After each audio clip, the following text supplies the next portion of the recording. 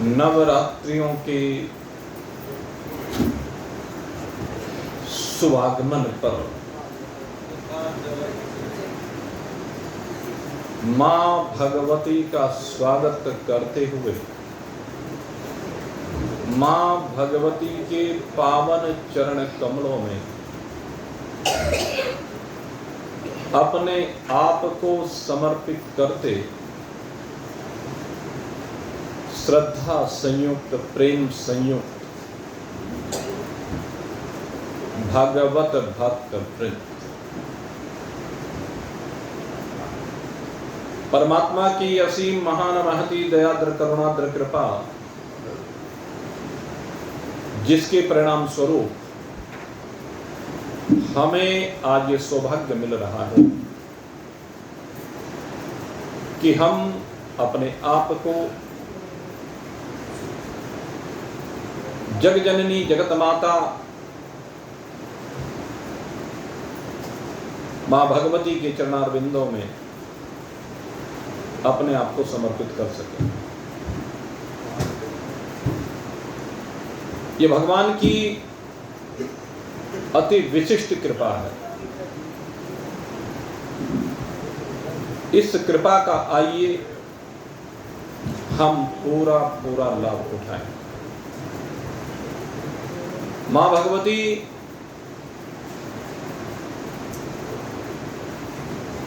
जो 9 रूप 9 दिनों में हम मानते हैं, उनमें 5 प्रकार की विशिष्टता से संयुक्त होती है।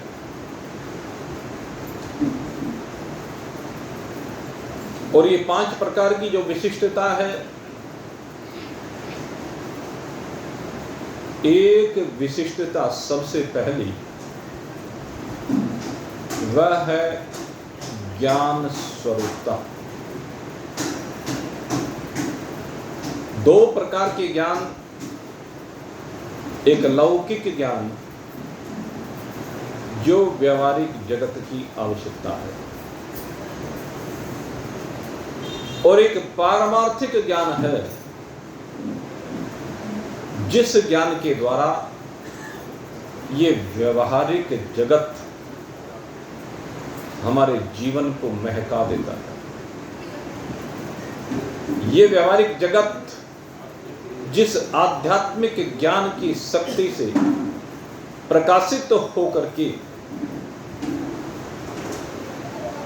हमें वो जीवन जीने की कला सिखा देता है, जिससे संसार में रहते हुए भी विभिन्न उतार चढ़ावों को देखते हुए, सहन करते हुए भी सदा आनंद ही आनंद रहता है। जीवन में आनंद के अतिरिक्त और कुछ रहता ही नहीं है। ये आध्यात्मिक ज्ञान वह ज्ञान कहलाता है। इसलिए हम मां भगवती से प्रार्थना करते हैं कि आप हमें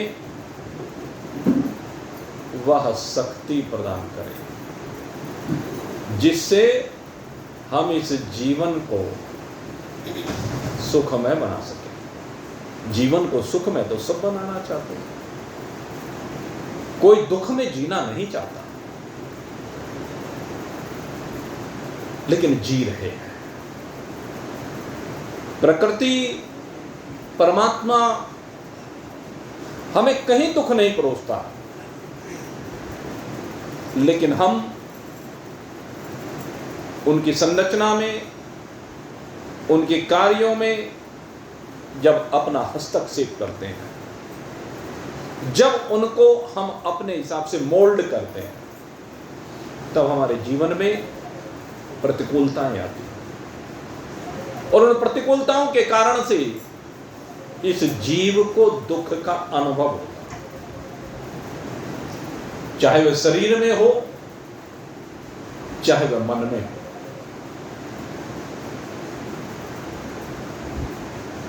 सबका कारण हमारी अज्ञानता है। इस अज्ञानता का हरण ये मां भगवती करती है। जब हम मां भगवती की शरण में जाते हैं, प्रार्थना करते हैं, या देवी सर्वभूतेषु विद्यारूपेण संस्थिता, नमस्तस्यै नमस्तस्यै नमस्तस्यै नमो नमः। मां भगवती की शरण में जाकर, कौन सी मां भगवती? कहते जो विद्या स्वरूपणी है, अर्थात जिसको हमने मां सरस्वती का स्वरूप माना। ये मां सरस्वती विद्या स्वरूपिणी है, इसकी उपासना करनी है। उपासना का अर्थ क्या है? उपासना का अर्थ है उसके समीप में आसन जमाना है। किसके समीप में? सरस्वती जी की मूर्ति के समीप में।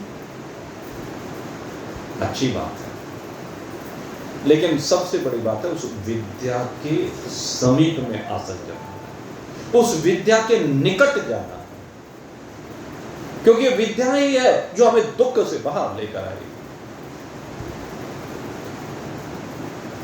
और विद्या विहीन पशु ही समान। जो विद्या से विहीन है वो तो पशु ही है।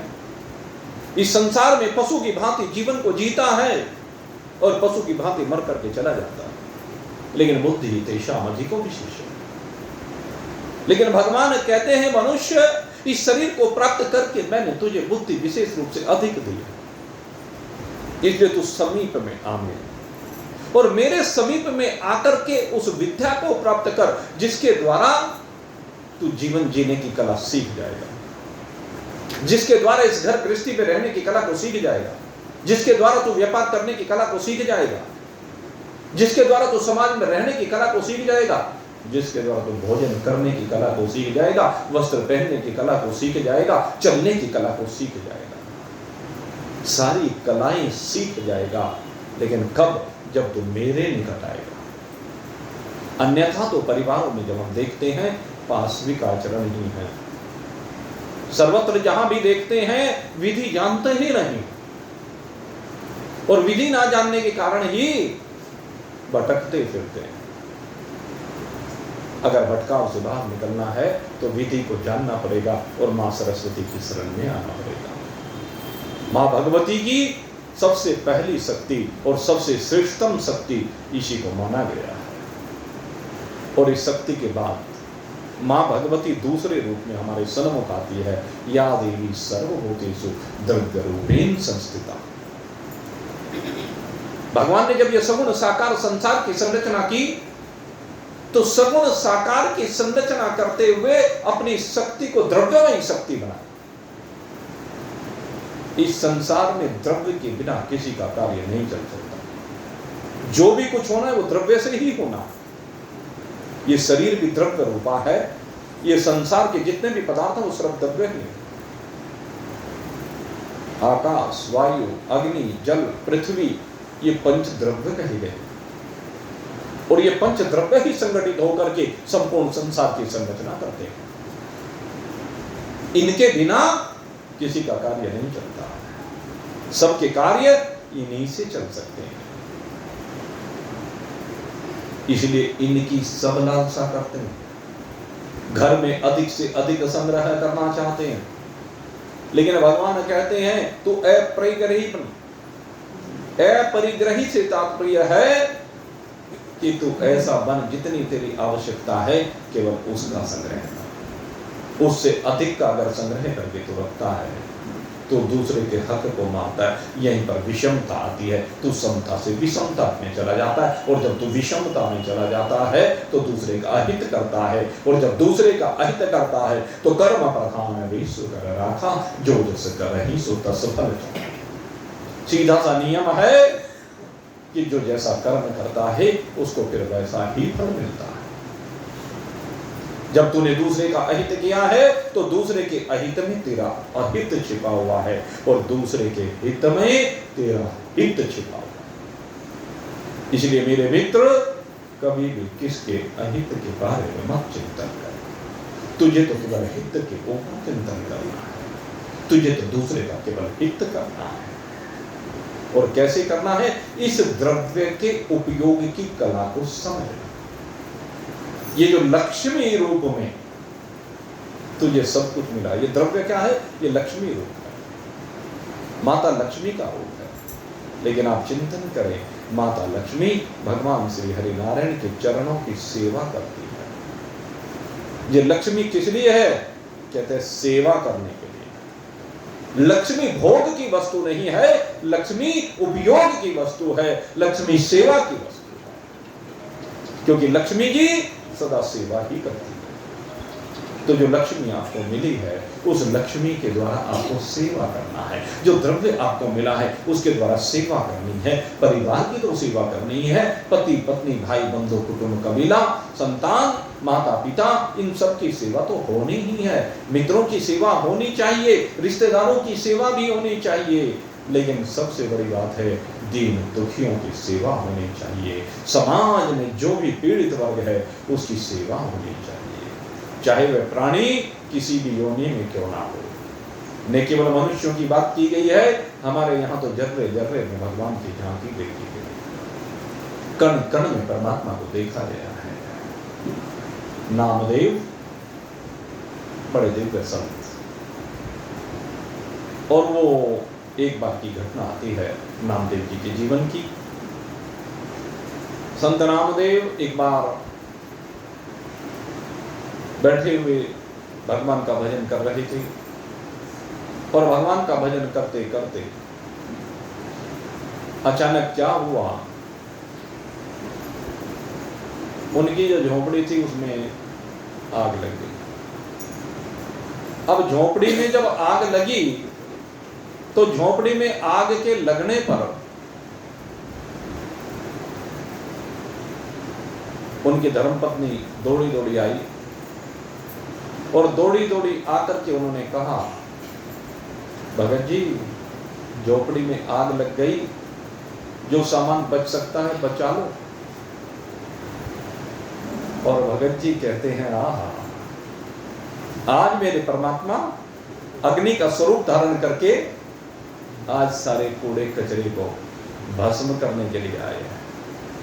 आज जो सामान बाहर लिखा है वो भी सब अंदर डाल दिया, सब सामान अंदर डाल दिया गया। अग्निदेव सब कुछ खा पी करके शांत हो गए, और ये भगत जी साफ चबूतरा करके मस्ती में मस्त विट्ठल विट्ठल गाते हुए, विट्ठल की कृपा को अनुभव करते हुए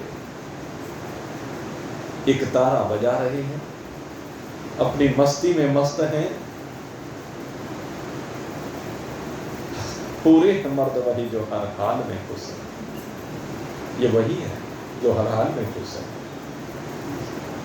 सामग्री है तब भी खुश है, सामग्री नहीं है तब भी खुश है। और कहते हैं भगवान से भी इनकी मस्ती देखी नहीं गई, और जब भगवान से इनकी मस्ती देखी नहीं गई तो दौड़े दौड़े भगवान आए एक मजदूर का वेश बना करके, और मजदूर का वेश बना करके कहने लगे, भगत जी गर्मी का मौसम है, आगे बरसात आ रही है, झोंपड़ी तुम्हारी जल गई है, कहां रहोगे? कहने लगे, तुम कौन होते हो चिंता करने वाले? जब मैं चिंता नहीं कर रहा हूं तो तुम कौन होते हो चिंता करने वाले? मजदूर कहता है, अरे जो अपनी चिंता स्वयं कर लेता है उसकी चिंता मुझे करने की आवश्यकता नहीं है, लेकिन जो अपनी चिंता नहीं करता है उसी की चिंता तो मुझे करनी पड़ती है, क्योंकि वो मेरा चिंतन कर रहा है। जो मेरा चिंतन कर रहा है उसकी चिंता करने के लिए मुझे आना ही पड़ता है। तो झोपड़ी जल जाने के बाद भी केवल मेरे चिंतन में डूबा हुआ है, तुझे वो कुछ देख नहीं रहा है, केवल विट्ठल विट्ठल विट्ठल, इसलिए मुझे आना पड़ा। मेरे प्यारे, तेरे लिए एक झोंपड़ी बना दूं? कहने लगे, तुम्हारी इच्छा है, लेकिन मेरे पास तो पूंछ ना पुराण ना बांस ना बल्ली, रुपया ना पैसा, मेरे पास तो कुछ है नहीं। कहने लगे, कोई बात नहीं, घबराने की बात नहीं है, बस तू केवल आदेश दे दे कि मैं कौन होता हूं आदेश देने वाला, तेरी इच्छा जो करे सो कर। पूरे हैं मर्द वही जो हर हाल में। ऐसे है फकीरों की मस्ती ऐसी होती है, अपनी मस्ती में मस्त है। कभी वो रहते रंग महल में, कभी झोंपड़ी अहीरानी, कभी वो रहते रंग महल में, कभी झोंपड़ी अहीरानी।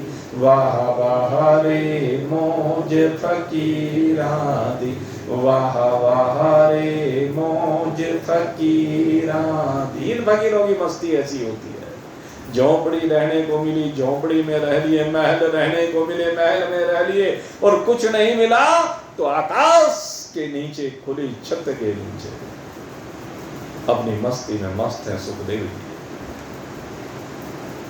जिनके तन पर कौपीन तक नहीं है, हाथों में कमंडलू नहीं है, न भोजन की चिंता है, न जल की चिंता है, न मकान की चिंता है। कहते मुझे कुछ नहीं चाहिए, भुजाएं मेरा तकिया है, धरती मेरा बिछोना है, आकाश मेरी चादर है, बहती नदियां प्यास बुझाने का साधन है, फूल पत्ते फल वृक्षों पर लदे पड़े हैं, वो इस शरीर का ईंधन है। ऐसे सूर्य सुखदेव तो संत नामदेव ऐसे ही है, उन्हीं की प्रेरणा है, क्योंकि महान पुरुषों से प्रेरणा लेकर ही कोई महान बन सकता है। ये महानता की पराकाष्ठा है। आखिर सामान आने लगा, और सामान अपने आप ही न जाने कहां से आ रहा है, बड़ी सुंदर झोंपड़ी बनकर के तैयार हो रही है। भगतनी ने देखा ये मजदूर बेचारा पसीने पसीने हो गया, इसकी ऐसी हालत हो गई है, तो पड़ोस से उधार आटा मांग कर ले लाई, दाल मांग करके लाई, घी मांग करके लाई, और उसके लिए बड़े प्रेम के साथ श्रद्धा के साथ रोटी बना रही। क्या भाव है, आज वो भगवान के लिए भोग बना रही है। उसे उस मजदूर में भगवान दिखाई दे रहा है, अपने पतिदेव के लिए नहीं लाई, अपने पतिदेव के लिए मांग कर नहीं लाई है, लेकिन उस मजदूर के लिए लेकर आई है। यह है सेवा, यह है भगवान की सेवा जिसकी बात मैं कर रहा था द्रव्य की। मेरे मित्रों, रोटी बनाई, दाल बनाई मजदूर के लिए, लेकिन इतने में एक कुत्ता आया दौड़ा दौड़ा, और दौड़ा दौड़ा जो कुत्ता आया, जो रोटियां भगतनी ने बना करके रखी थी, उन रोटियों को उठा करके लेकर के चल देता है। और जब रोटियों को लेकर के कुत्ता चला, भगतनी चिल्लाई, भगत जी उधार का आटा, वो भी कुत्ता उठाए ले जा रहा। और ये भगत जी सब में परमात्मा को देखने, जिन्हें चराचर जगत में परमात्मा के अतिरिक्त कोई नजर नहीं आता है, उस कुत्ते ने भी परमात्मा को देखा।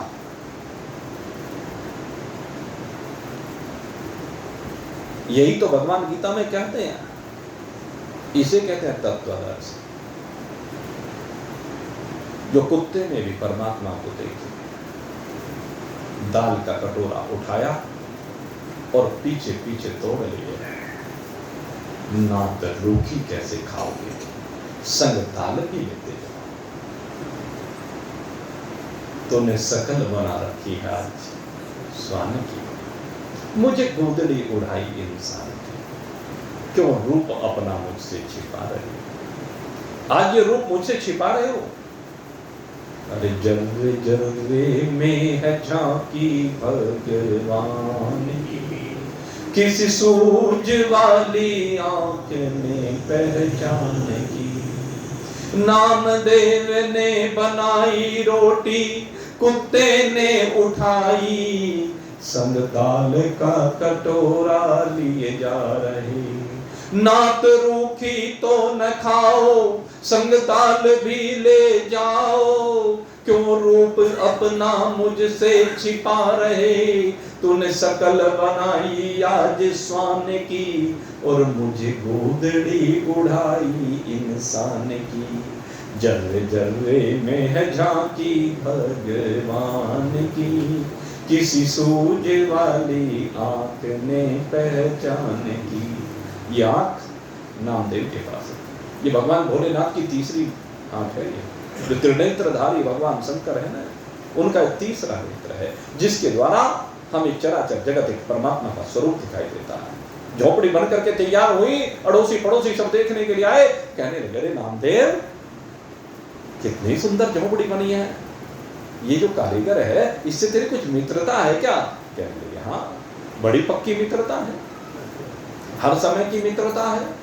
कहने लगे अच्छा, तो इससे कह करके जरा हमारे लिए भी एक झोपड़ी तैयार करा देना। कहने लगे हाँ करा दूंगा, पर भाई इसमें एक काम और होता है। क्या? कहने लगे पहले अपनी झोपड़ी में आग लगानी पड़ती है। जोन सा आग लगाने के लिए तैयार हो, आग लगा के आ जाओ मेरे पास। अब ना तो कोई आग लगा पाया, ना किसी की झोपड़ी बन पाई। ये झोपड़ी कौन सी है? ये झोपड़ी मेरे मित्रों, मेरे परमात्मा के धाम की है। ये झोपड़ी उस धाम का रिजर्वेशन है। जब आपका संपूर्ण समर्पण हो जाता है तो आपका रिजर्वेशन हो जाता है। सर्वधर्मान परित्यज्य मामेकं शरणं व्रज, अहम त्वा सर्व पापेभ्यो मोक्षयिष्यामि मा शुचि। संपूर्ण समर्पण चाहिए, अनन्यता चाहिए, और जब ये अनन्यता आप में आ जाती है तो भगवान के साथ आपका संबंध हो जाता है। भाई थोड़े थोड़े से आगे को मिल के बैठो, तो पीछे दुनिया हो जाएगी। बोलिए सच्चिदानंद भगवान की जय। तो संबंध किससे जोड़ना है? परमात्मा से जोड़ना है। ये द्रव्य जो दिया है ना आपको, ये संबंध जोड़ने के लिए दिया है। तो दूसरी शक्ति ये है सेवा करना है, और तीसरी शक्ति है क्रिया शक्ति। आपकी क्रियाएं क्या हो रही? भगवान ने इस शरीर में, मन में, वाणी में सामर्थ्य दी है, जिसके द्वारा जगत की क्रियाएं होती हैं, कर्म होते हैं। अब ये कर्म कैसे करने हैं, उसमें आपकी विद्या काम आएगी, आपका द्रव्य काम आएगा।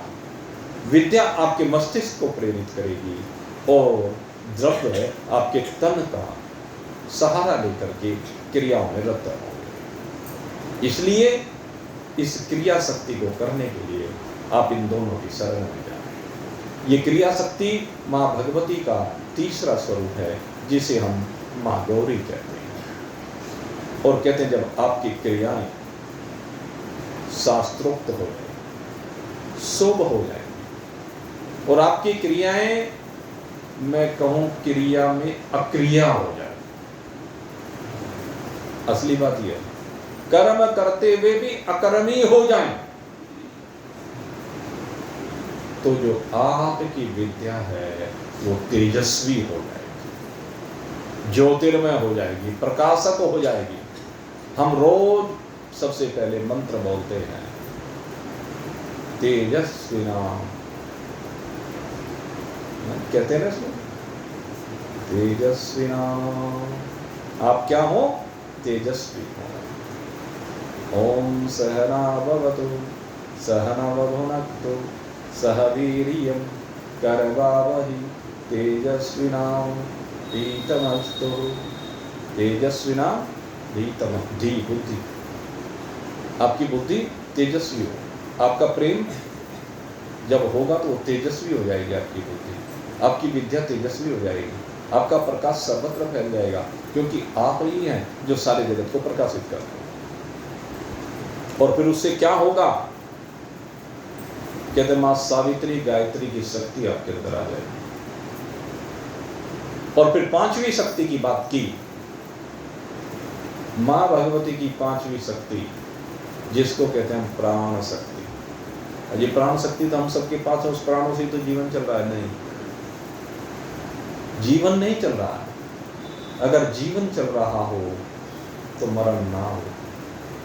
अरे हम तो रोज घुट घुट करके मर रहे हैं। जीवन में रोज मरण हो रहा है, रोज मरते हैं। कभी धन के लिए मरते हैं, कभी रूप के लिए मरते हैं, कभी बल के लिए मरते हैं, कभी ईगो के लिए मरते हैं। सबसे बड़ी समस्या ईगो है। इस ईगो के लिए रोज मर रहे हैं।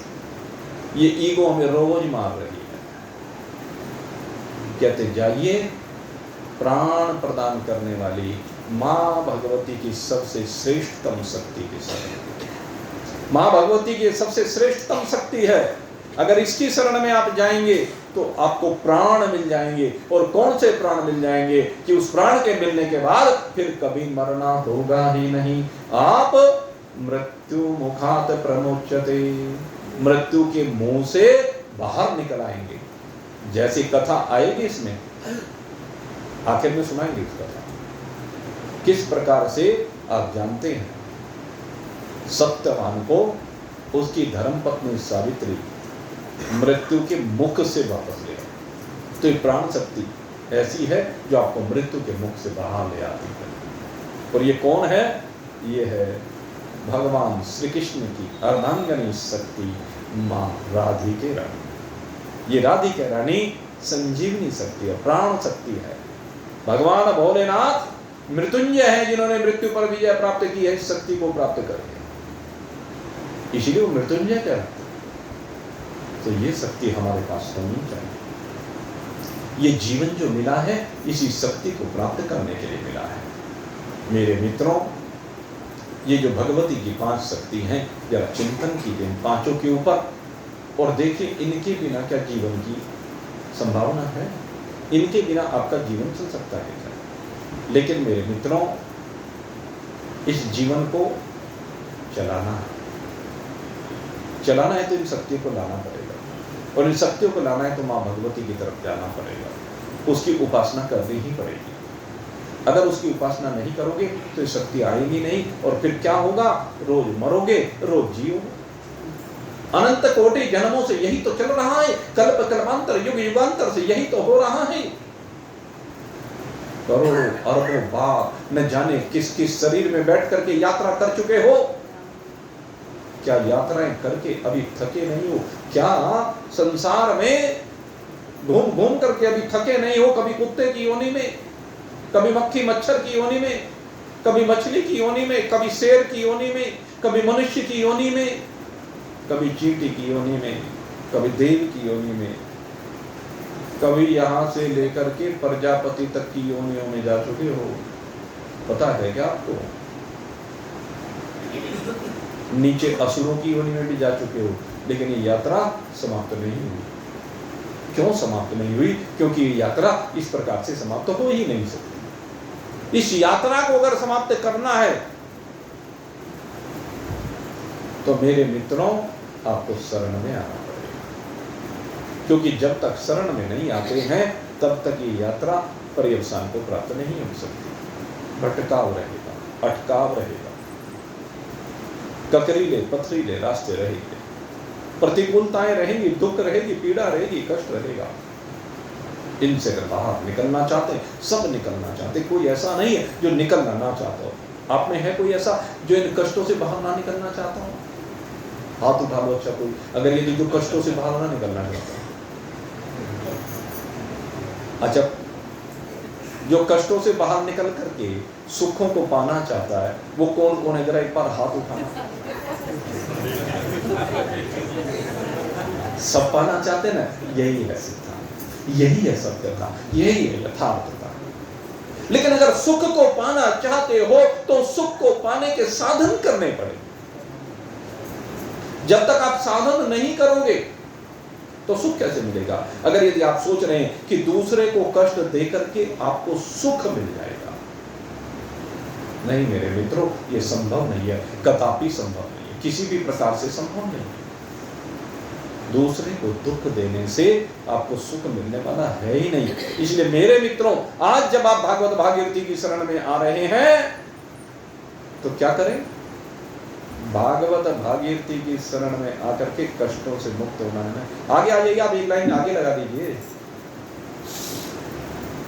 इस भागवत भागीरथी की शरण में आपको आना है, कष्टों से मुक्त होना है, सुख को पाना है ना। तो क्या करना है? किसी को कष्ट नहीं देना है, ये सिद्धांत बनाना है। अपने जीवन को आज से बदलिए और अपनी दिनचर्या को देखिए, अपने जीवन के ऊपर स्वयं दृष्टि डाल करिए। अगर यदि आप स्वयं अपने जीवन के ऊपर दृष्टि डाल करके देख सकें, तब आपको मालूम होगा कि हम कितना दुख दूसरे को दे रहे हैं। अगर हमारी वजह से किसी को जरा भी कष्ट हो रहा है, रत्ती मात्र भी कष्ट हो रहा है, तो फिर मेरे मित्रों सुख की आशा मत करें, क्योंकि दुख देवत दुख होत है, सुख देवत सुख हो। दुख के देने से दुख ही होगा और सुख के देने से सुख ही होगा। आपका जीवन, मां राधिका रानी कहती है कि जीवन इसलिए है कि आप दूसरे की सेवा करके दूसरे को सुख दे। ये शरीर आपको दूसरे की सेवा करने के लिए मिला है, अपने शरीर के लिए नहीं मिला, अपने तन की सेवा करने के लिए नहीं मिला, इस तन के द्वारा भोगों को भोगने के लिए नहीं मिला है। इस तन से दूसरे जीव की सेवा करके, जिसके चरण दबा सकते हैं उसके चरण दबाकर सेवा कीजिए, जिसको वाणी की मधुरता के द्वारा प्रसन्न कर सकते हैं उसे वाणी की मधुरता के द्वारा प्रसन्न कीजिए, जिसे धन देकर के प्रसन्न किया जा सकता है उसे धन देकर के प्रसन्न कीजिए, जिसे वस्त्र देकर के प्रसन्न किया जा सकता है वस्त्र देकर प्रसन्न कीजिए, जिसे भोजन देकर के प्रसन्न किया जा सकता है भोजन देकर के प्रसन्न कीजिए अपने जीवन में इस परिवर्तन को, तभी पता चलेगा। इसको खोल दो तो प्रसन्नता देनी। ये मैंने इसीलिए चलवाया क्योंकि मैं देख रहा हूं कुछ लोग फील कर रहे थे, तो इसलिए चलवाया। तो खैर, भाव क्या है? आज से अपने जीवन में परिवर्तन ये करना है कि हमारा जीवन दूसरे को सुख देने के लिए। तभी तो कथा सुनने का फायदा है। कथा आपको यही ज्ञान देती है, कथा आपको इसी ओर लेकर के जाती है। कथा का प्रयोजन ही ये है। आप कथा सुनना चाहते हैं तो आइए, अब हम कथा की ओर बढ़ते हैं। ये भूमिका आपके सामने रखी है। और कथा कौन सी? श्रीमद् देवी भागवत। वो देवी है, देवी जो दूसरे को देने वाली है। देवी वही होती है जो दूसरे को दे। क्या दे? 5 चीजें मैंने आपको बता दी। वो देवी सरस्वती रूप से विद्या देती है, लक्ष्मी रूप से द्रव्य देती है, मां गौरी रूप से क्रिया शक्ति, सावित्री गायत्री के रूप में तेजोमयी बनाती है आपको, और राधिका रानी आपको प्राण प्रदान करती है। इनके बगैर किसी का जीवन संभव है कि? जरा विचार कीजिए। अगर ये 5 चीजें हटा दी जाएं तो जीवन संभव है क्या? इन 5 से ही सब कुछ है। तो उस भगवती की शरण में हम जा रहे हैं, उस देवी की शरण में जा रहे हैं, और उस देवी की शरण में जाने का बड़ा महत्व है, बड़ा लाभ है। हमारे यहां शास्त्रों की एक विशेषता रही है, जिस भी शास्त्र की हम शरण में जाते हैं उस शास्त्र का महात्मा पहले बता दिया जाता है। क्योंकि ये जो मनुष्य है इसकी प्रकृति ऐसी है, स्वार्थी है। ये पहले देखना चाहता है कि जो काम मैं करने जा रहा हूं उससे मुझे लाभ क्या होगा। बात जायज है, गलत नहीं है। इस बात में कोई बुराई नहीं है, ये सोचने में कोई बुराई नहीं है कि इस काम के करने से मुझे क्या लाभ होगा। हानि और लाभ देखना चाहिए। हानि और लाभ तो जरूर देखा जाना चाहिए। आज इस सास की सेवा करने से, उसके चरण दबाने से क्या लाभ होगा? मैं तो थक जाऊंगी, मैं तो थक जाऊंगा पिताजी को चरण दबाते हुए, मेरे काम का नुकसान होगा। इसमें क्या लाभ है? इसमें सबसे बड़ा लाभ ये है, उनको आत्म शांति मिल रही है, उनकी तृप्ति हो रही है, वो शांति के साथ इस लोक से विदा ले सकेंगे, तुम्हें आशीर्वाद देते हुए। और आशीर्वाद इस ब्रह्मांड में गूंजने वाली वो शक्ति है जो चराचर जगत को प्राण प्रदान करती है। आशीर्वाद में बड़ी शक्ति है।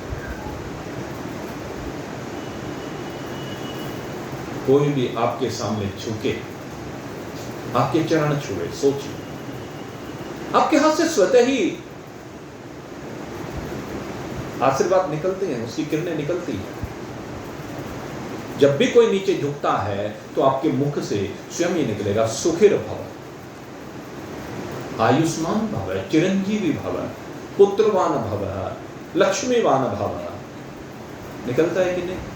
आपकी भावना, ये प्रार्थना है भगवान से, और ये सच्ची प्रार्थना है, क्योंकि बगैर सोचे विचारे है। इसमें कोई स्वार्थ नहीं है। देखा कभी?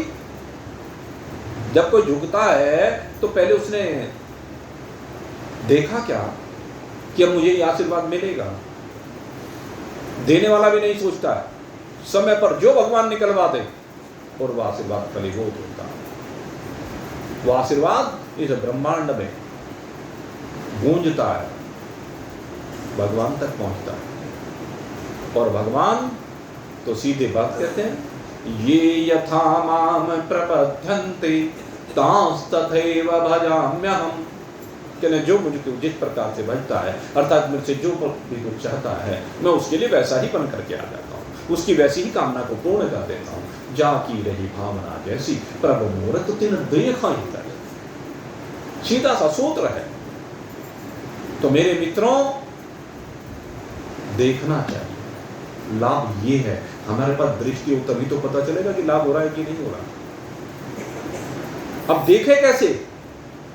बात ये भी तो है ना, अप्रत्यक्ष तो दिखाई देता नहीं, तो उसका सूत्र आपको बता। जिन लोगों ने अपने माता पिता की, अपने सास ससुर की, किसी गरीब की सेवा की है, किसी महान पुरुष की सेवा की है, किसी शिष्य ने अपने गुरु की सेवा की है, पहले उनके इतिहास उठा करके देख लो, अपने परिवार में देख लो, अपने रिश्तेदारी में देख लो, समाज में देख लो, उसकी क्या स्थिति, लाभ अपने आप दिखाई दे जाए। तो हम जिस देवी भागवत की शरण में जा रहे हैं, उसके लाभ के बारे में पहले बता रहे हैं। कितने प्रकार के लाभ हो सकते हैं? कहते कोई गिनती नहीं, अनंत। जैसे हरि की कथा अनंत है, ऐसे हरि की कृपा भी अनंत है। और अनेक भक्तों ने अनेक रूप में समय समय पर इन कृपाओं को अनुभव किया। तो आइए अब हम चलते हैं उस दिव्य कथा की ओर।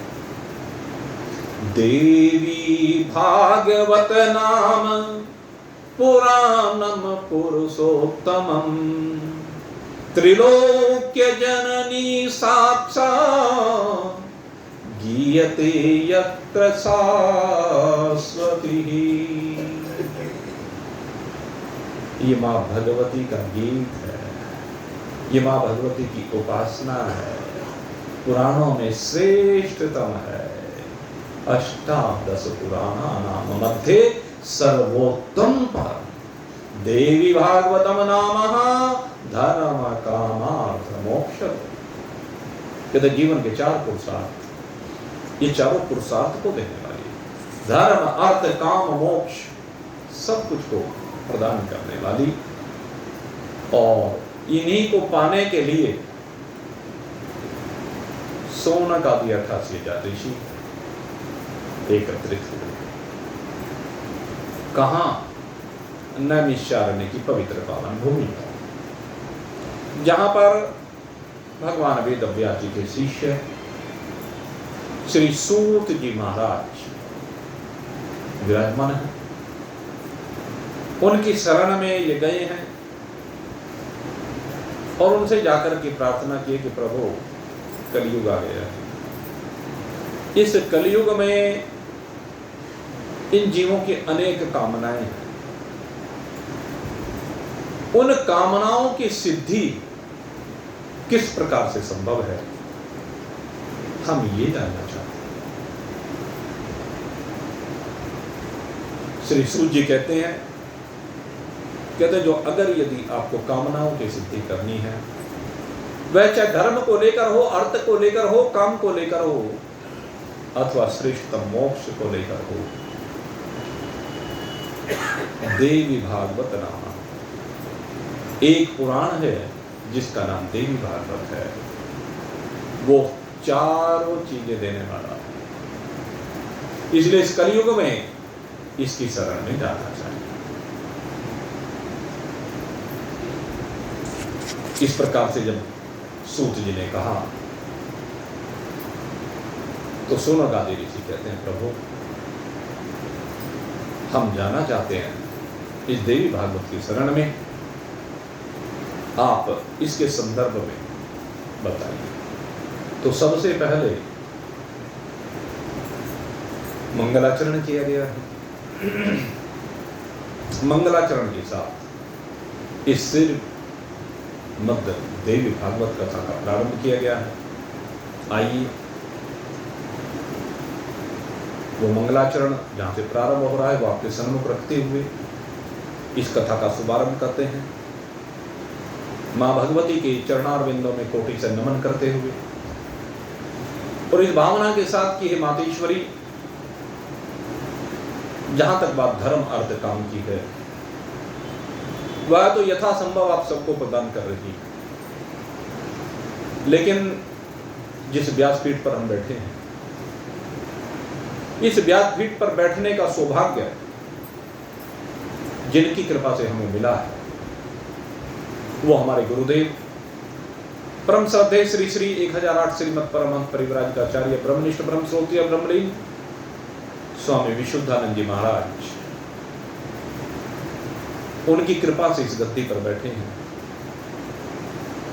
तो हमारी कामना ये तीनों नहीं है, न धर्म की बात है, न अर्थ की बात है, न काम की बात है, क्योंकि हमारे गुरुदेव कहते हैं कि एकमात्र हमारी जो कामना मुक्ति की है, बंधनों से मुक्ति की है। और बंधनों से मुक्ति कैसे होती है? कहते हैं चराचर जगत एक अपना स्वरूप अवलोकित हो। चराचर जगत में एक परमात्मा के अतिरिक्त तो कुछ दिखाई ही ना दे। इस कामना के साथ हम इस व्यासपीठ से इस कथा का शुभारंभ कर रहे हैं। रही बात आप सबकी, तो आप सब जिसकी जो भी कामना है, मैं मां भगवती से प्रार्थना करूंगा कि उनकी वही कामना आप परिपूर्ण करें, उन सब के ऊपर आप कृपा करें। मां, उनकी जो भी इच्छाएं हैं वो सब इस भागवत से पूर्ण हो, लेकिन मेरी इच्छा तो यही है कि सब कर्म के बंधन से विनिर्मुक्त होकर के अपने स्वरूप में विराजमान। इस शुभ भावना के साथ आइए अब हम इस कथा का शुभारंभ कर रहे हैं। सृष्टो या सर्ग रूपा जगदवन विधौ पालनीया च रौद्रिही संघारे चापि यशः जगदिदम् अखिलम् क्रीडनं या पराख्यः पश्यन्ति मध्यमाथो तदनु भगवती वैखरी वर्णरूपः सासमादवाचं प्रसन्नः विधि हरिगिरीशारयाधितालं करोतु नमस्कृत्य नरं चैव नरोत्तमं देवीं सरस्वतीं व्यासं ततो जयमुदीरये। सर्वमङ्गलमाङ्गल्ये शिवे सर्वार्थसाधिके शरण्ये त्र्यम्बके गौरी नारायणि नमोस्तुते। नारायणि नमोस्तुते। नारायणि नमोस्तुते। हे मां भगवती, आपके चरणों में कोटि से प्रणाम है। और इस कथा का महत्व के द्वारा शुभारंभ करते हुए सूर्य जी कहते हैं कि इस कथा को आप चिंतन करके देखें, उसने किया जिसके बारे में आप कल्पना भी नहीं कर सकते कि क्या वो कथा श्रवण कर सकते हैं। क्या वो मां भगवती की इस देवी भागवत पुराण का श्रवण कर सकते हैं, आयोजन कर सकते हैं इस कथा का? चिंतन करना, कौन आयोजन कर रहा? घटना आती है जिस समय भगवान श्री कृष्ण मथुरा से द्वारिका चले गए थे, वहां पर द्वारिका का वैभव अलौकिक है। और उस द्वारिका में भगवान के एक से बढ़कर के एक भक्त हैं, बड़े प्रेमी भक्त हैं, बड़े समर्पित भक्त हैं। और उन्हीं में से एक भक्त का नाम है सत्राजीत। ये जो सत्राजीत है, ये भगवान का परम भक्त है और भगवान की प्रेरणा से इसने सूर्य नारायण की उपासना की। सूर्य नारायण की उपासना करने के बाद सूर्य नारायण प्रसन्न हुए और सूर्य नारायण ने प्रसन्न होकर के इनको एक बड़ी दिव्य मणि प्रदान की। और जब ये इस मणि को धारण करते थे तो ऐसा लगता था कि दूसरा सूर्य ही अवतरित हो गया था। एक बार जब ये पहली बार इस मणि को धारण करके भगवान की सुधर्मा सभा में पहुंचे, तो सुधर्मा सभा में जब ये पहुंचे तो ऐसा लगा कि सूर्य नारायण आए। अब सब खड़े हो करके इनका स्वागत करने लगे, हाथ जोड़ करके खड़े हो गए, क्योंकि सबको ऐसा लगा कि सूर्य नारायण ही यहां धरा पर आ गए। जब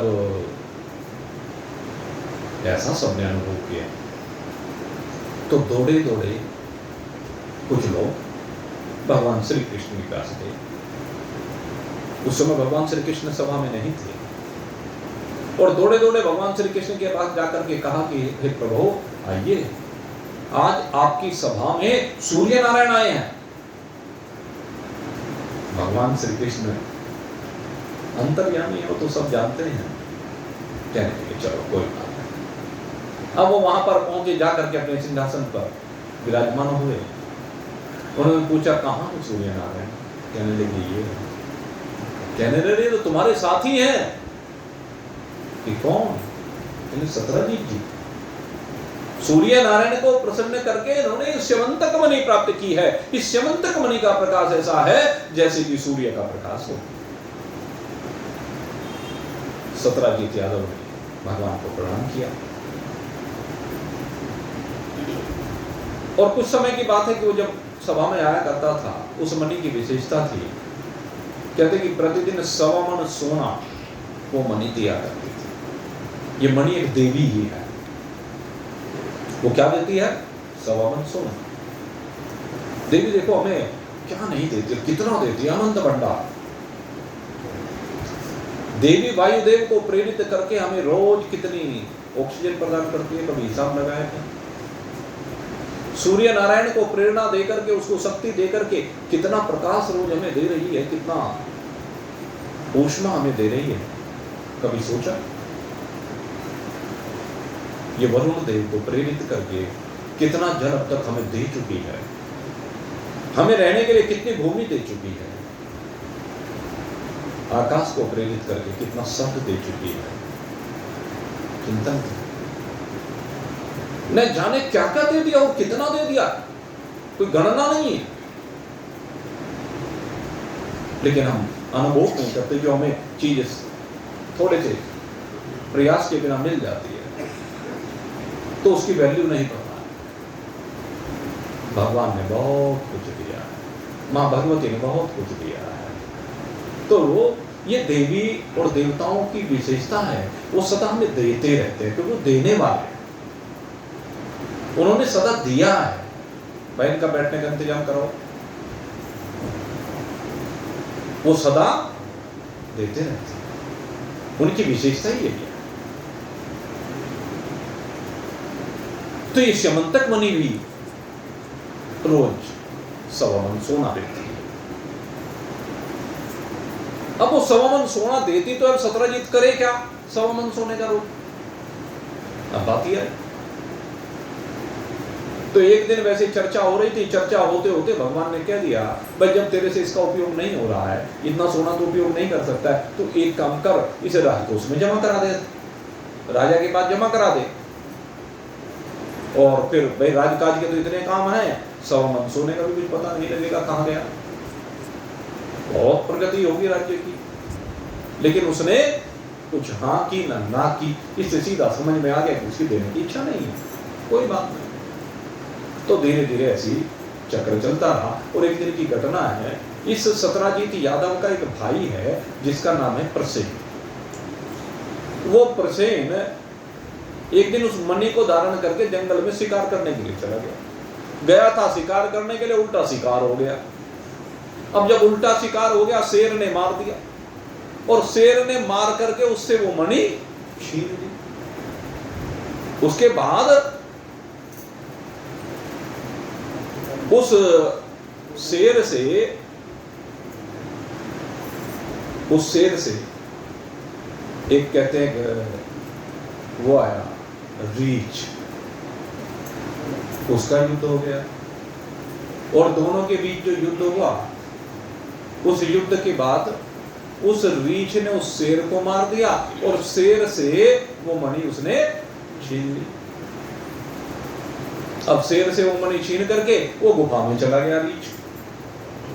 अब रीछ जब गुफा में चला गया तो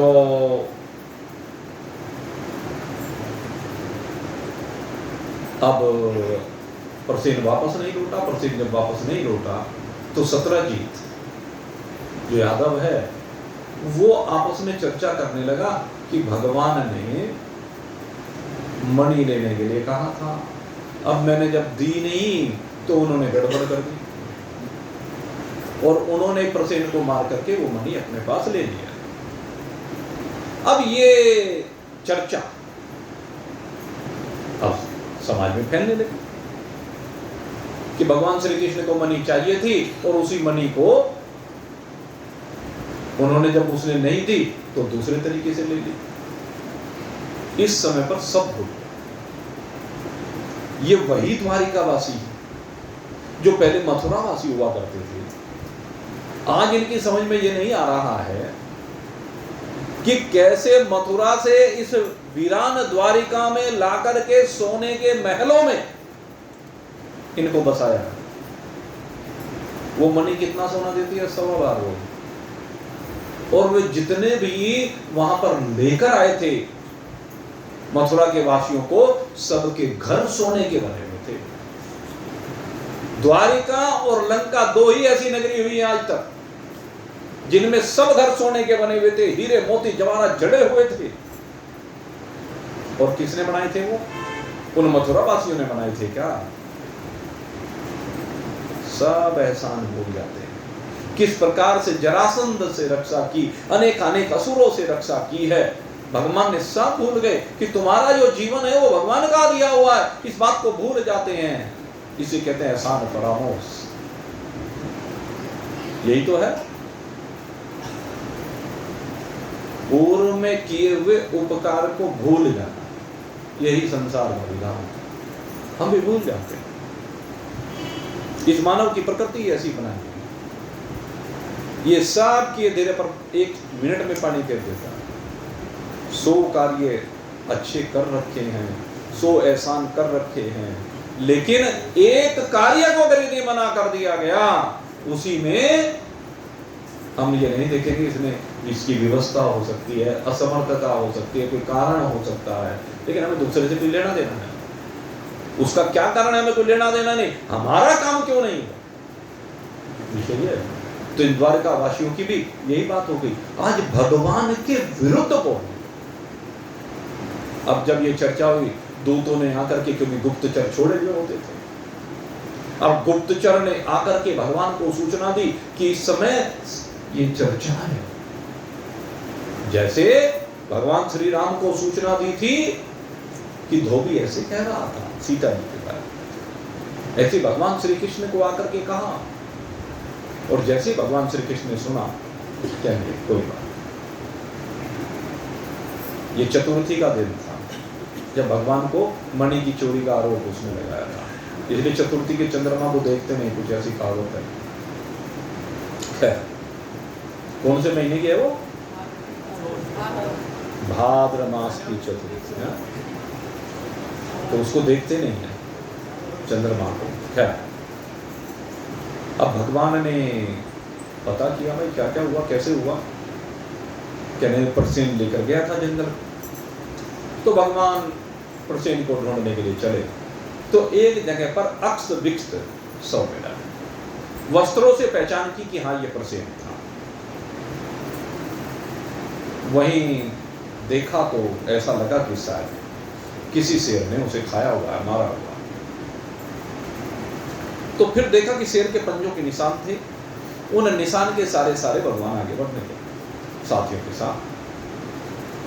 और जब आगे बढ़ते गए, तो आगे बढ़ते बढ़ते एक जगह पर पहुंचा, तो वहां देखा क्या कि शेर मरा पड़ा है। जब भगवान ने देखा शेर भी मरा पड़ा है, तो वहां पर एक रीछ के पंजों के निशान दिखाई दिए। उन पंजों के निशान के सारे भगवान आगे बढ़ने लगे, और आगे बढ़ते बढ़ते क्या देखा कि रीछ के पंजे के निशान एक गुफा पर जाकर के समाप्त हो गए। अब उस गुफा में प्रवेश करना था, तो भगवान ने कहा अपने साथियों से कि आप लोग बाहर रहकर के मेरी प्रतीक्षा करें, और मैं अंदर जाता हूँ, उस रीछ को ढूंढ करके लाता हूँ, और उससे मणि लेकर के आता हूँ, हो ना हो मणि उसी के पास होगी। तो भगवान अंदर गुफा में प्रवेश कर गए, और अंदर गुफा में प्रवेश करने के बाद भगवान ने देखा कि एक लड़का, बालक उस मणि से खेल रहा है। थोड़ा सा यहाँ प्रसंग में थोड़ा सा अदल बदल है।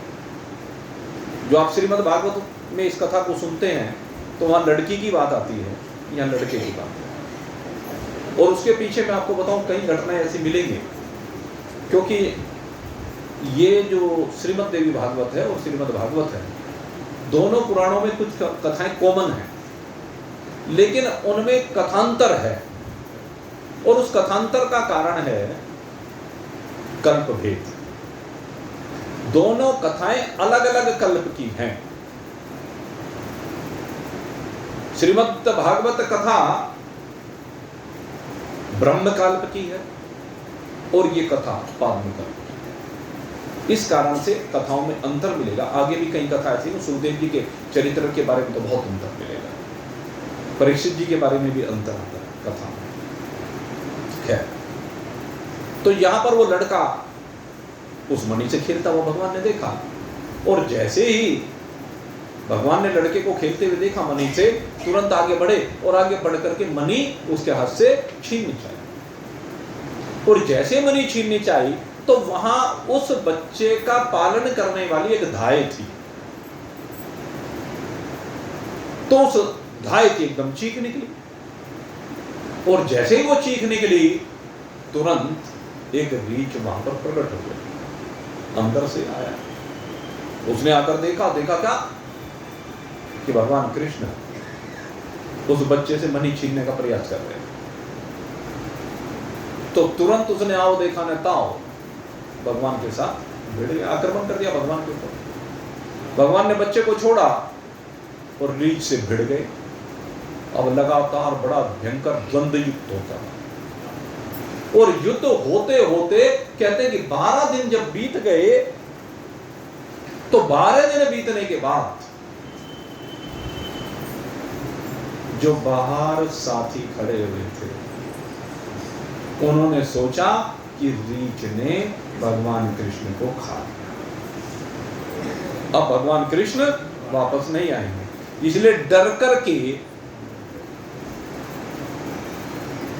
कौन डर रहे हैं? वे साथी जिन्होंने बकासुर, अघासुर, पूतना, कंस, चाणू, मुष्टि, सल, कौशल आदि अनगिनत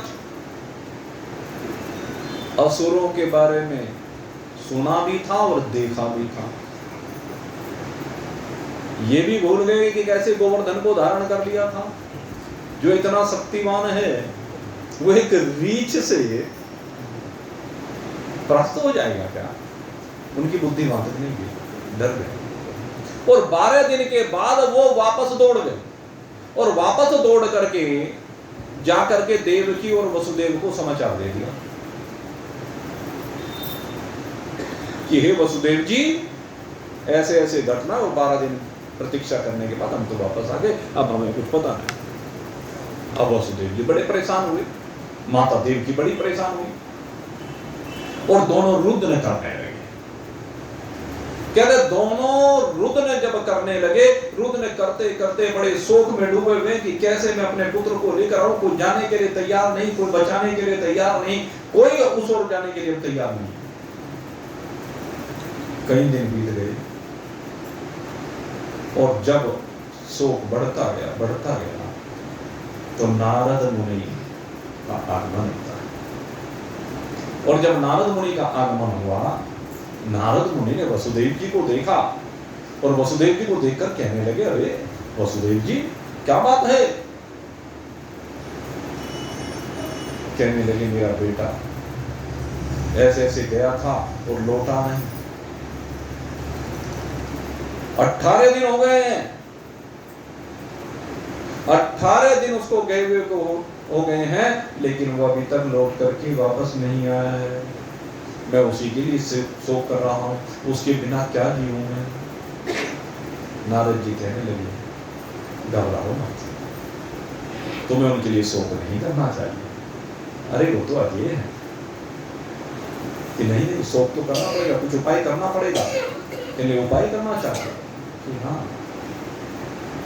कहने लगे, एक ही उपाय है, एक ही उपाय है, और वो उपाय है तुम्हें मां भगवती की शरण में जाना पड़ेगा। मां भगवती शक्ति प्रदान करेगी, मां भगवती से शक्ति मिलेगी। या देवी सर्वभूतेषु शक्ति रूपेण संस्थिता नमस्तस्यै नमस्तस्यै नमस्तस्यै नमः। उस मां भगवती से शक्ति मिलेगी आपके कृष्ण को, और उसके द्वारा वो उसको पराजित करेंगे शत्रु, और फिर लौट करके सकुल चलाएंगे।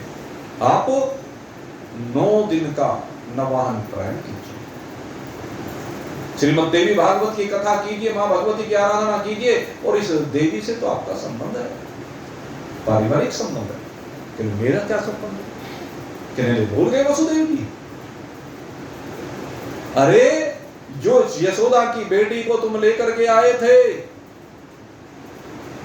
अपने बेटे को वहां छोड़ करके आए थे नंद बाबा के पास, और यशोदा की बेटी को लेकर के आए थे, भूल गए? जो कंस के हाथ से छूट करके आकाश में गई थी, और उसने कहा था, कंस तुझे मारने वाला पैदा हो चुका है, मुझे मारने से क्या होगा? भूल गए उसको? कि हाँ, वो तो भाई मां भगवती, कि उसी की बात कर रहा हूं, उसी शक्ति की बात कर रहा हूं, उसी की शरण में जाने की बात है। वो विंध्याचलवासिनी मां भगवती, वो तुम्हारी रक्षा करेगी, तुम्हारी संबंधी है, तुम तो उसको शीश पर धारण करके लाए, वो शक्ति स्वरूप है। तो वसुदेव जी कहते हैं, कौन करेगा भागवत? कौन? मैं दिखाई नहीं दे रहा हूं तुम्हें? जो कह रहा हूं वही करेगा। अब किसी और को बुलाने की आवश्यकता नहीं, समय खराब करने की आवश्यकता नहीं, बैठो। नारद मुनि को व्यास पीठ पर बैठाया गया, बड़ा स्वागत सत्कार किया गया, बड़ा सम्मान किया गया विधि पूर्वक। और उसके बाद नारद जी ने इधर कथा करना प्रारंभ किया और उधर भगवान श्री कृष्ण का द्वंद्व युद्ध चल रहा है श्रीकृष्ण के साथ। और उस द्वंद्व युद्ध के चलते चलते आखिर होते होते 27वां दिन, और 27वें दिन आज भगवान ने एक जोर का घूंसा लगाया जाम्बवान को, उस रीछ को। कौन है वो? जाम्बवान, जामवंत जिसको हम कहते हैं। और जैसे ही वो घूंसा लगा, वो ब्रह्मा जी का पुत्र पछाड़ खा करके नीचे बेसुध होकर के गिर गया। और जैसे ही होश में आया, होश में आते ही तुरंत प्रणिपात कर दिया, कहने लगे सच सच बताओ। जामवंत को घूंसा मार करके गिराते, अचेत कर दे, रक्त वमन करता हुआ जामवंत धरा पर गिर जाए। प्रभु आप अपना रूप मुझसे छिपा रहे हो। अरे 27 दिन से मैं आपके साथ युद्ध कर रहा हूं और आपने एक बार भी मेरी ओर इशारा नहीं किया। तूने मौका कहां दिया? अरे जन्नत, तू तो आते ही मेरे ऊपर झपट पड़ा, प्रहार कर दिया, तू तो अपनी शक्ति दिखाने लगा। भगवान के सम्मुख जाकर भी हम अपनी शक्ति दिखाते हैं, हम अपना रूप दिखाते हैं, हम अपने लक्ष्मी दिखाते हैं, हम अपना वैभव दिखाते हैं। भगवान के सम्मुख जाकर अगर ये दिखाते हैं तो हम भूल जाते हैं ये दिया किसने है, ये तुझे मिला किससे है। ये भगवान ही तो अपनी शक्ति के द्वारा दे रहे हैं। ये 5 प्रकार की शक्ति जो मैंने आपको बताई, यही तो है वह, ये वही देने वाले हैं, हम भूल जाते हैं। जामवंत जी कहते हैं प्रभु अब मैंने पहचान लिया है, आप तो रूप बदल करके मेरे सामने आ गए हैं। कभी राम के रूप में आप आते तो मैं पहचान जाता, लेकिन आपकी ये मोहनी शक्ति ऐसी है, ये योग माया ऐसी है, ये आंखों पर पर्दा डाल देती है प्रभु, इसलिए मैं आपको पहचान नहीं सका। मुझे क्षमा कर दीजिए प्रभु, हे गोविंद मुझे क्षमा कर दीजिए, मेरा अपराध क्षमा है। मैंने आपके ऊपर प्रहार किया है, आपके साथ युद्ध किया है, हे प्रभु मुझे क्षमा कर दीजिए। अनजाने में, अनभिज्ञता में सब हुआ है। जामवंत जी भगवान के चरण कमलों में लेट जाते हैं, आपको उससे जर्जर आंसू की धारा प्रवाहित हो रही है। भगवान नीचे झुकते हैं और नीचे झुक करके भगवान जामवंत जी को उठाते हैं। आओ जामवंत, अपने हृदय से लगा लिया है, दिल से दिल के तार मिल गए हैं। आज वो एक रोकता हुई है, बस कौन वर्णन कर सकता है, ये तो वही जान सकता है जिसने अपने हृदय को भगवान के हृदय से जोड़ दिया है। कैसी तरंगे निकलती है, क्या अद्भुत तेज भगवान से प्रकट होता है। ये भगवान का तेज स्वरूप, ये भगवान की चैतन्यता, ये भगवान की ज्योतिर्मयता, ये भगवान की अद्भुत शक्ति जानत तुम्हारी होता है। जो इसको जान जाता है वो वही हो जाता है, वो और कुछ रहता नहीं है। ये भगवान की विशिष्ट कृपा है। भगवान की इस कृपा को हमें अनुभव करना है। हमें भी भगवान के साथ अपने तार जोड़ने हैं, और इसके लिए सबसे जरूरी है अपनी मैं को नीचे लाइए, इस अहमता को नीचे लाइए। जब तक ये अहमता बनी रहेगी ना, तो संसार दिखाई देगा, संसार के संबंधी दिखाई देंगे, परमात्मा दिखाई नहीं देगा। अगर मेरे मित्रों परमात्मा को देखना चाहते हो, अगर परमात्मा को पाना चाहते हो, तो इस सहमता को नीचे लाइए, इस ईगो को हटाइए। ये ईगो सबसे बड़ी बाधक है, तेरी अपनी मानी हुई शक्ति सबसे बड़ी बाधक है। वो किसी भी प्रकार की जो भी शक्ति है वो सब परमात्मा से है। अर्जुन ने इस बात को बहुत देर में अनुभव किया। जब भगवान लीला का सफर करके जा रहे थे तब अनुभव किया,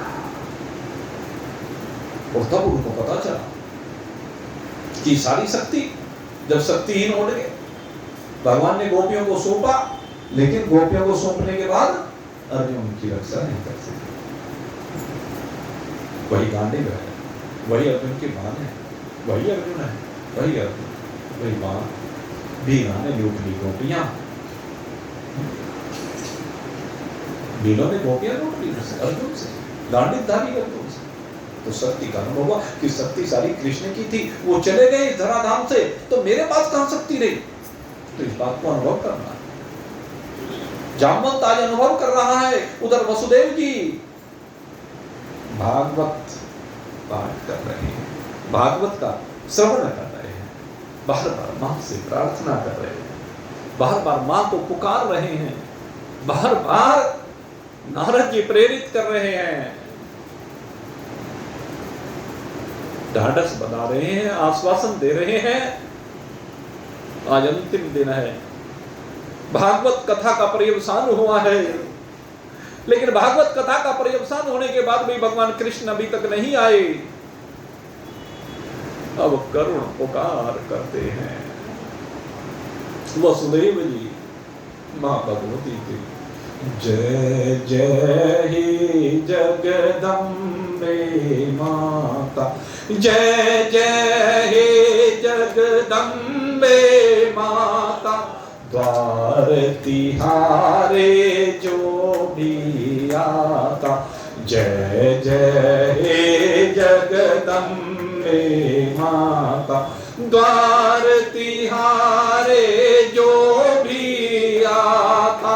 बिन मांगे सब कुछ पा जाता, बिन मांगे सब कुछ पा जाता। जय जय हे जगदम्बे माता, जय जय हे जगदम्बे माता।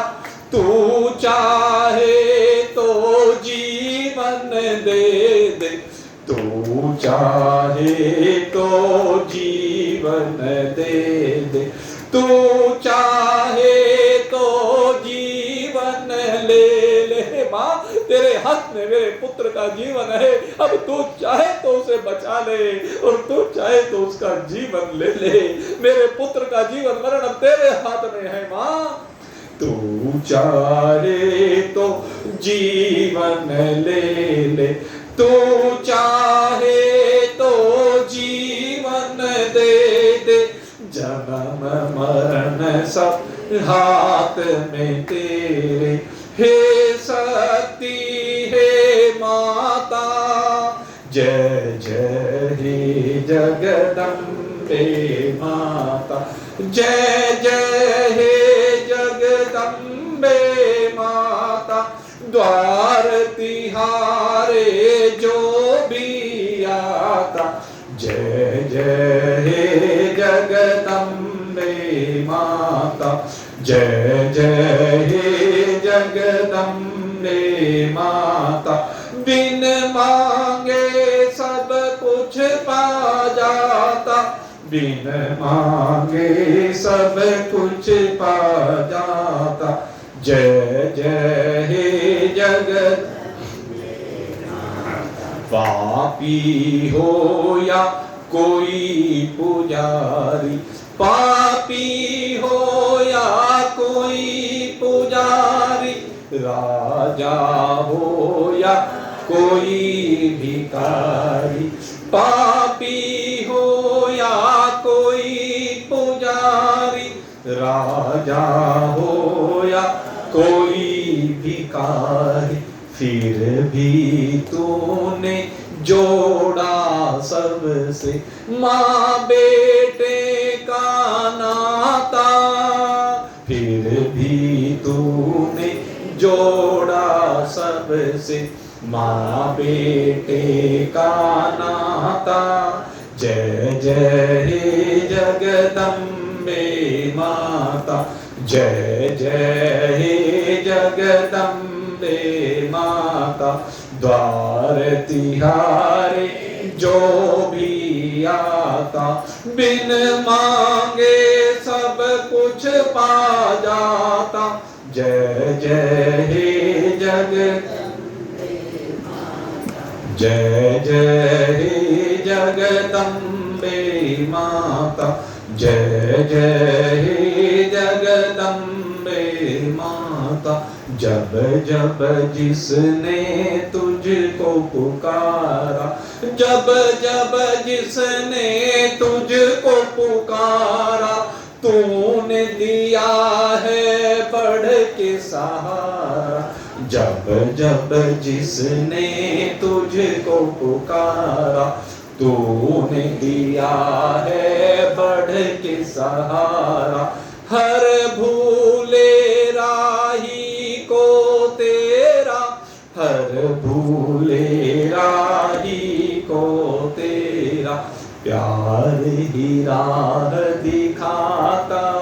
जय जय हे जगदम्बे माता, जय जय हे जगदम्बे माता।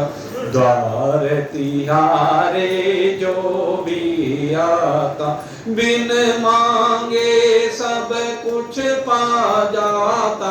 जय जय हे जगदम्बे माता, जय जय हे जगदम्बे माता। हे माँ, तेरे दरवाजे पर जो भी आता है, जब भी कोई तेरे दरवाजे पर आकर पुकार करता है, हमने तो सुना है तो उसके सब दुखों को दूर करती है। बिन मांगे उसे वो सब कुछ मिल जाता है। इसलिए माँ, मुझे मेरे पुत्र को लौटा दे। बार बार वसुदेव जी रो रो करके प्रार्थना कर रहे हैं कि बड़ी मुश्किल से वो पुत्र हमें मिला, नहीं तो हमारे को तो जन्म के साथ ही हमारे से बिछो हो गया था। हम तो बाल सुख से भी वंचित थे, अब जाकर के उसका सहारा मिला है। माँ कृपा कर, कृपा कर। इधर वसुदेव जी पुकार रहे हैं और उधर जाम्बवंत जी रोए जा रहे। प्रभु, मेरा अपराध किस प्रकार से क्षमा करेंगे आप प्रभु। आखिर जाम्बवंत को ढांढस बनाते हैं कि मैंने तुझे माना ही नहीं कि तू अपराधी है। अरे तू तो मेरा भक्त है, तू तो मेरा प्रेमी है, ये तो मेरी लीला है। इस लीला के बहाने से आज तेरे पास आना था। जाम्बवंत जी को ढांढस बनाया। जाम्बवंत जी आज प्रसन्न हुए, भगवान से प्रार्थना की कि प्रभु एक बार अपने उसी स्वरूप के दर्शन करा दीजिए जो स्वरूप मेरा इष्ट है। और भगवान श्री कृष्ण आज पहली बार इस अवतार में उसी स्वरूप में प्रकट हुए हैं। धनुष बाण हाथ में लिए, बलकल वस्त्र पहने हुए, शीश पर जटाएं धारण किए हुए जाम्बवंत जी के सामने प्रकट हो जाते हैं। और जाम्बवंत जी अब तो उनके आनंद की कोई था नहीं है, अनंत आनंद को प्राप्त करते हैं और प्रार्थना करते हैं, प्रभु अगर वास्तव में आपने मेरी गलती को क्षमा कर दिया है, मेरे अपराध को क्षमा कर दिया है, तो आज मेरा एक निवेदन स्वीकार कर लीजिए। जाम्बवंत जी की बेटियां हैं जाम्बवंती, उसको लेकर के आए जाम्बवंत जी और उसका हाथ भगवान की ओर बढ़ा दिया। प्रभु मेरी इस बेटी को स्वीकार कर लीजिए। उस बेटे से वो मणि ली, उस मणि को भगवान को भेंट किया। भगवान जाम्बवंती जी को लेकर के चले हैं और इधर यज्ञ चल रहा है। कथा परिवसान होने के बाद नारद जी ने यज्ञ कराया और जैसे यज्ञ में आहुति दी गई, ओम सर्वम वै पूर्णत्वं स्वाहा, ओम सर्वं वै पूर्णध्वं स्वाहा, ओम सर्वं वै पूर्णध्वं स्वाहा, ओम श्री हरि अर्पणम अस्तु। और जैसे यज्ञ को भगवान को समर्पित किया है, उसी समय देवकी और वसुदेव जी जो बैठे हुए यज्ञ वेदी पर यज्ञ कर रहे थे, देखते हैं सामने भगवान श्री कृष्ण जामवंती जी को साथ लेकर के उनकी ओर बढ़े चले आ रहे हैं। जय जयकार हो रही है भगवान की, जामवंती पति भगवान श्री कृष्ण की जय हो जय हो जय हो। और इधर वसुदेव और देवकी ने देखा, जय जयकार किया है, और सचिया जोता वाली माता तेरी सदा ही जय। सबने जय जयकार किया है। आज मंगल ही मंगल है, सब और जय जयकार हो रही है। माँ भगवती की वसुदेव और देवकी के ऊपर कृपा हुई है, भगवान का और वसुदेव देवकी का मिलन हुआ है। ये दिव्य कथा बिछड़ों को मिलाने वाली है। किसी के ऊपर कोई आरोप लगा है, उससे मुक्त कराने वाली है। सूर्य कहते हैं, हे सौम्यवादी ऋषियों, अगर किसी के पास कभी भी गलती से कोई पाप कर्म हो जाता है किसी से, उस पाप से मुक्त कराने वाली है। कोई झूठा आरोप लग जाता है, उससे मुक्त कराने वाली है। माँ भगवती से मिलाने वाली है। इसलिए इस कथा का तुम्हें श्रवण करना है। दो महात्मा और आते हैं, ये दोनों महात्मा बड़े दिव्य हैं, बड़ी अद्भुत कथाएं हैं दोनों। लेकिन आप जानते हैं, हमारी समय की मर्यादा होती है और हम समय की मर्यादा का कभी उल्लंघन नहीं करते। नियम है 8:30 तो 8:30, 8:30 बजे तक प्रतिदिन ये श्रीमद् देवी भागवत की कथा चलेगी। और 15 मिनट आगे रखे हैं माँ भगवती की आरती और प्रसाद वितरण के लिए। तो जो समय हमारा रोज का सत्संग का है, उसी समय पर आप सब अपने अपने घर को प्रस्थान कर जाएंगे। अब हम सब मिलकर के माँ भगवती की आरती करेंगे। जो यजमान इस कथा के हैं भाई विनय जी, बड़ा भाव इनका रहता है और इसी भाव के कारण इस कथा के लिए यजमान बनकर के आए हैं। मैं उनसे निवेदन करूंगा वो आए और आरती का शुभारंभ कराएंगे। यहीं पर आज की कथा को हम विश्राम दे रहे हैं। बोलिए सच्चिदानंद भगवान की जय। मोर मुकुट बंसी